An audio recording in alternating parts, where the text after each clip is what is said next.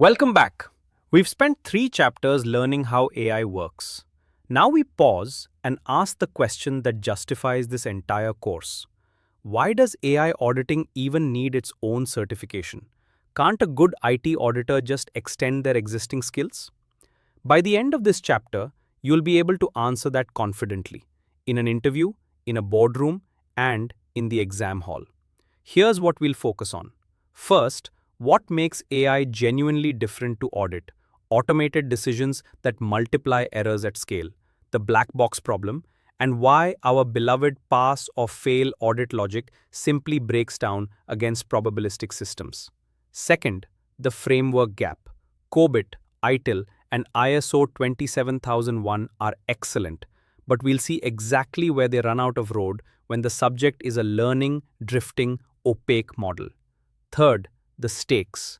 We'll look at what AI failure costs individuals, organizations, and society, because understanding the harm sharpens the audit. And fourth, the credential itself. The AAIA's domains and weightings, who's eligible, the exam format, fees, retake rules, testing options including India-specific details, and how you maintain the certification once you've earned it. This chapter is where motivation meets logistics. If you haven't yet, subscribe and drop a comment telling me where you are in your AAIA journey. Now, let's see why this really is a different game. Let me start with a thought experiment. A loan officer has a bad day and wrongly rejects 3 applications. Regrettable, but contained. Now give that same flawed judgment to an algorithm processing 50,000 applications a day. Same mistake, multiplied beyond anything a human could ever achieve. That's the first reason AI auditing is a different game. Scale. Traditional audit thinking assumes errors are somewhat random and somewhat contained. A careless employee here, a broken formula there.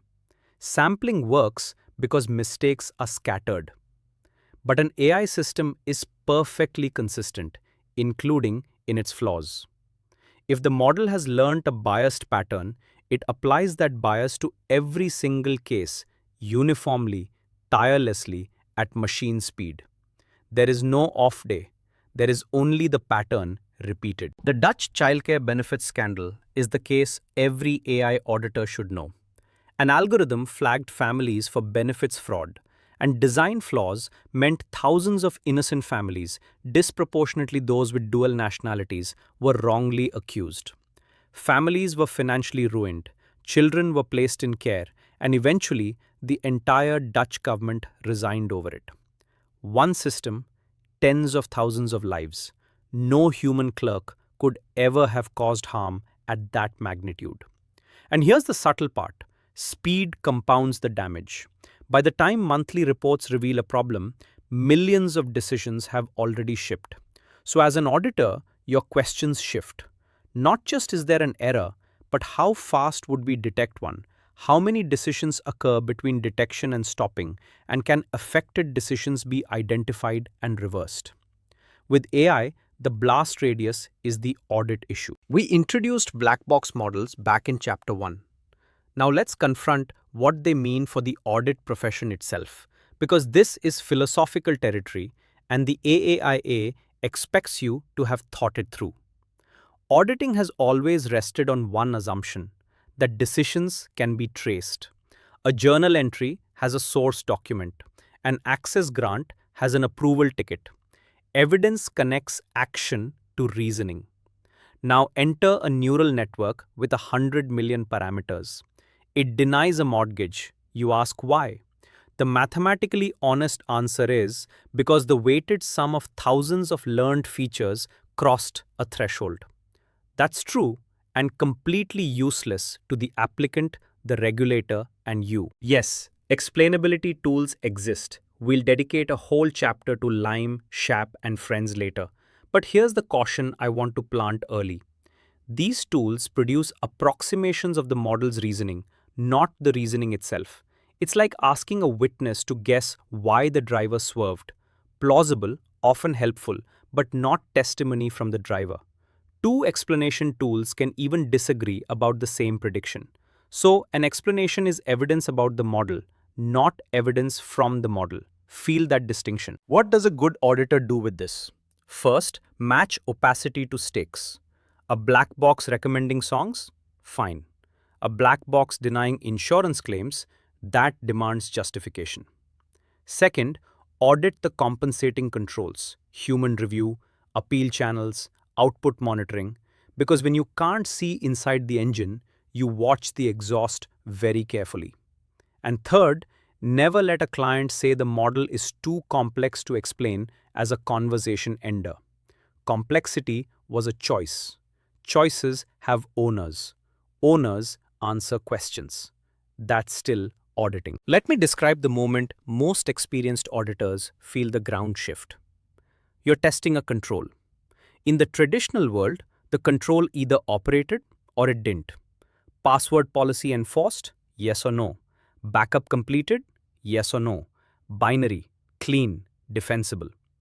Now try that on an AI model. Is the model accurate?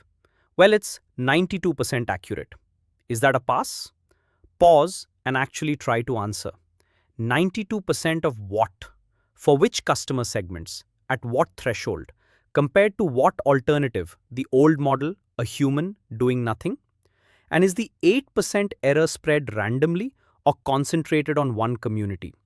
Suddenly, your neat checkbox has dissolved into a cluster of judgment calls. That's not a flaw in you. That's the nature of probabilistic systems. Here's a story that made this real for me.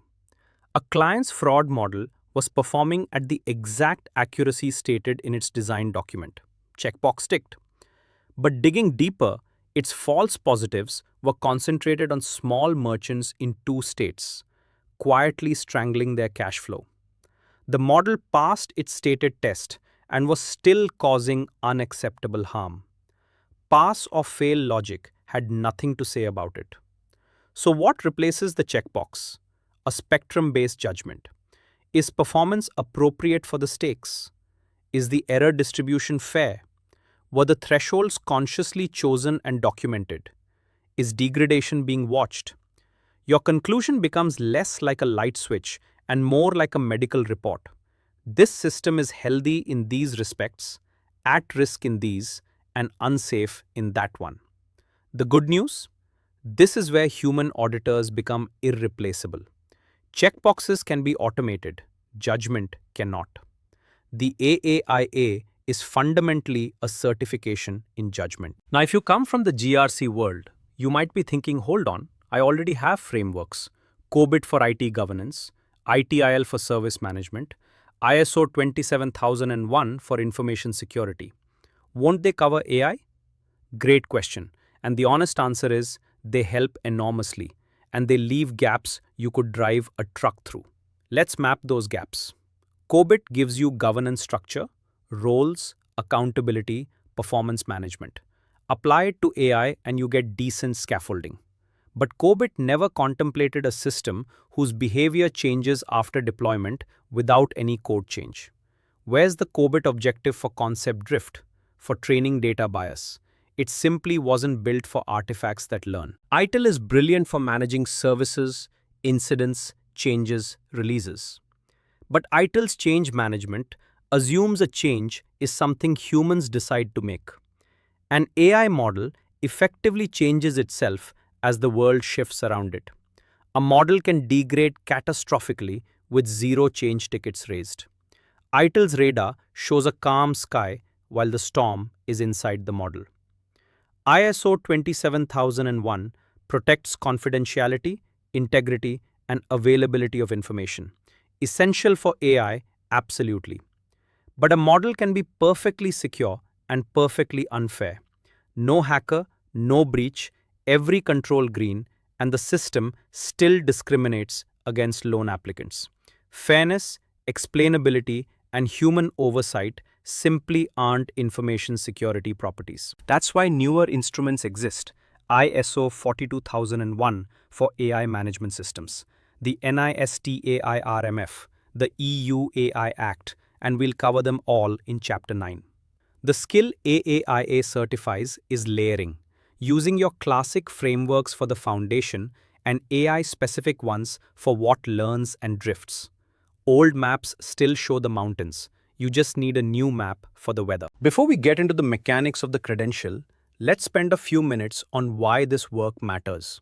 Because AI failure isn't an abstract risk category.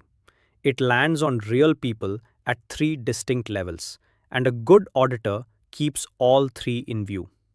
Start with the individual. A person is denied a loan, a job interview, a medical prioritization, or a government benefit by a system they never see for reasons nobody can explain with no obvious door to knock on. Think about that powerlessness for a second. When a human wrongs you, you can argue, escalate, appeal to their manager. When an algorithm wrongs you, you often don't even know it happened.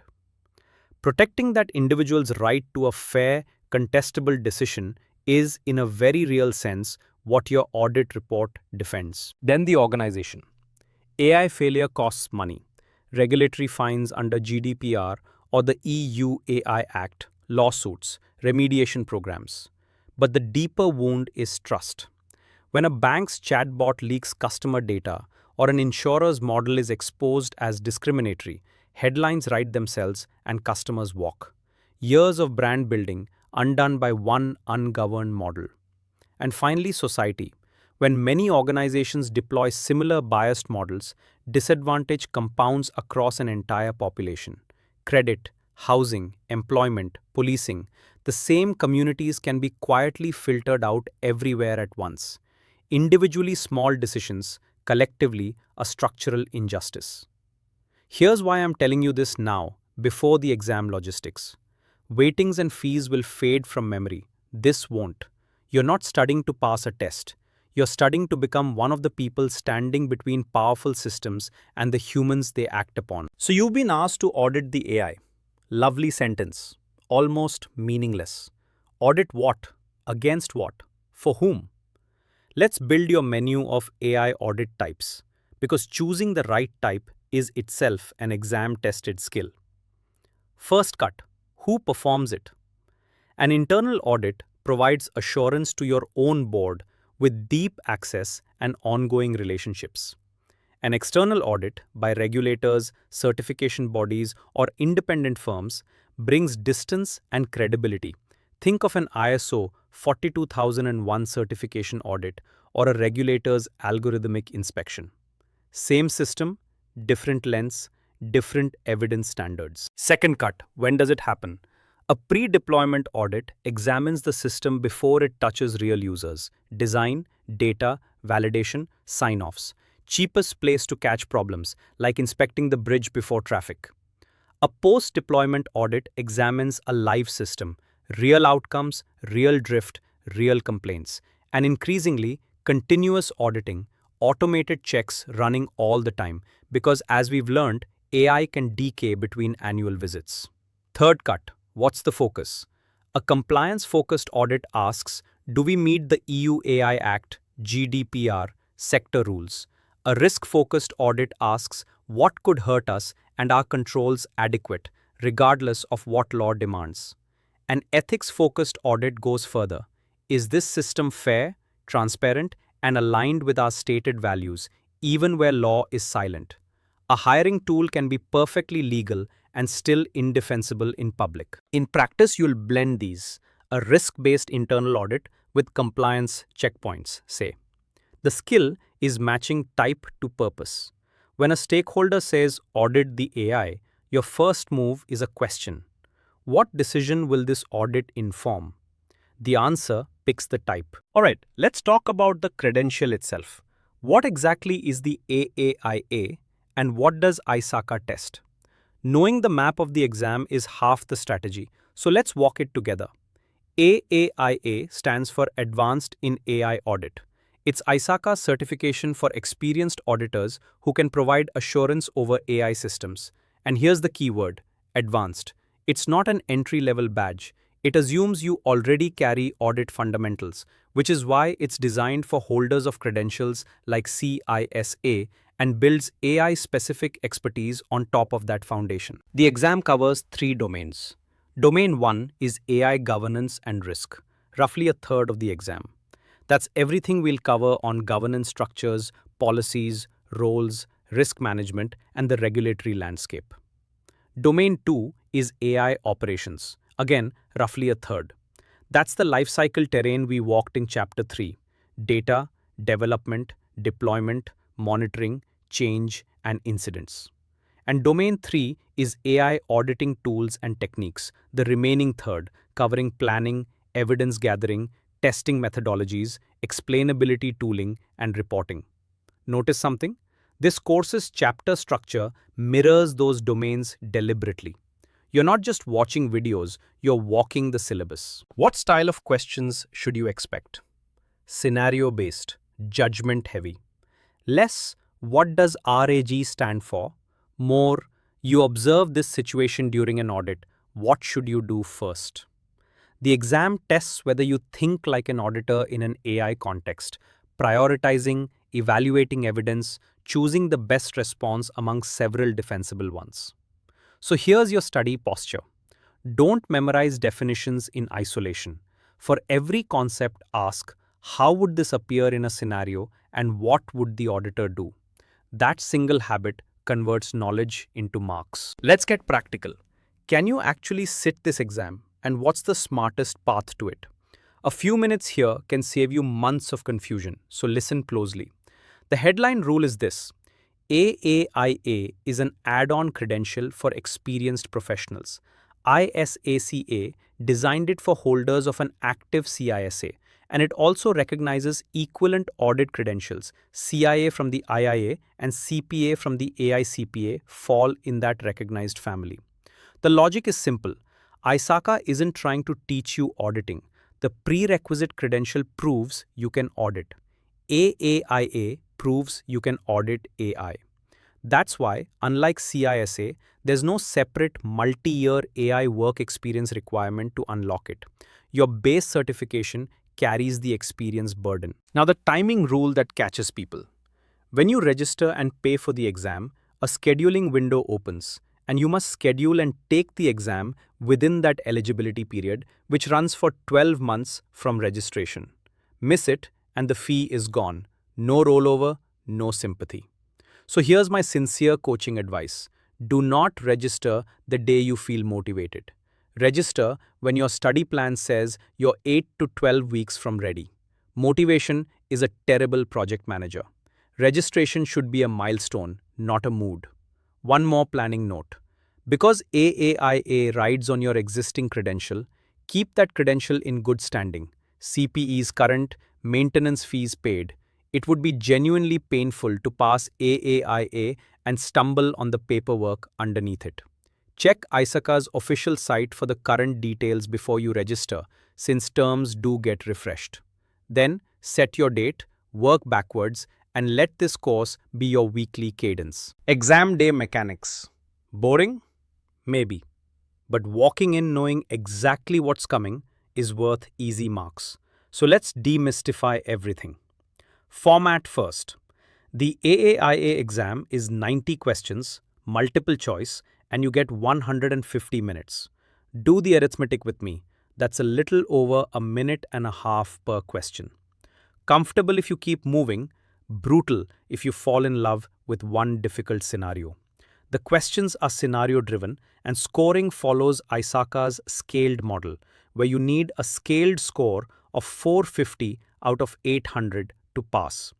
Scaled means you can't simply compute a percentage, so aim to be safely above the line, not flirting with it. Fees next. ISACA prices the exam with a significant member discount. So before you register, compare the member plus exam bundle against the non-member fee. Membership often roughly pays for itself on this one transaction. If you don't pass, ISACA allows retakes with mandatory waiting periods between attempts, and each attempt is a fresh fee. Another reason, preparation beats repetition. Testing options.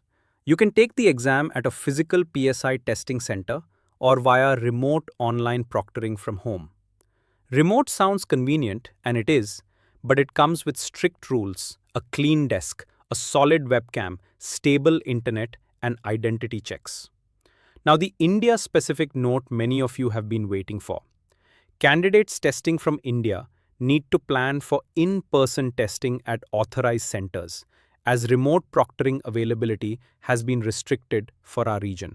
So book your center slot early, especially in metro cities where seats fill fast, and plan the travel like you'd plan any important meeting.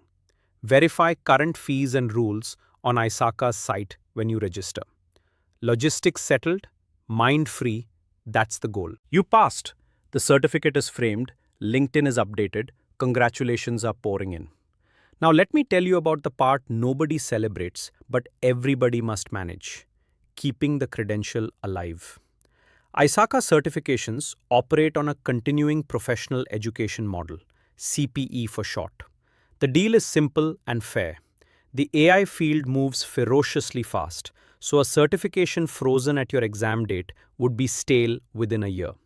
To stay certified, you commit to ongoing learning, earning a required number of CPE hours each year and across a rolling 3-year cycle, paying an annual maintenance fee, and abiding by ISACA's Code of Professional Ethics. Fail to report, and the credential can be revoked, which, after all this effort, would be heartbreaking over paperwork. Here's how I coach my students to think about it. Don't treat CPEs as a tax. Treat them as a curriculum you design for yourself. Attending webinars on the EU AI Act, completing courses like this one's Future Companions, speaking at a local ISACA chapter, writing articles on AI assurance, even certain volunteering, these all typically earn hours. One of my mentees blocks the first Friday morning of every month for CPE activities, and by year end, she's over the requirement without a single panicked December. 2 practical habits. First, log evidence as you go: certificates, attendance records, because ISACA audits a sample of members' CPE claims each year. Second, diversify your learning across the 3 AAIA domains so your competence stays balanced, not just your hours. That closes our chapter on why this game is different and what the credential involves. Next chapter, we climb the governance ladder and ask, who's actually in charge of AI? See you there.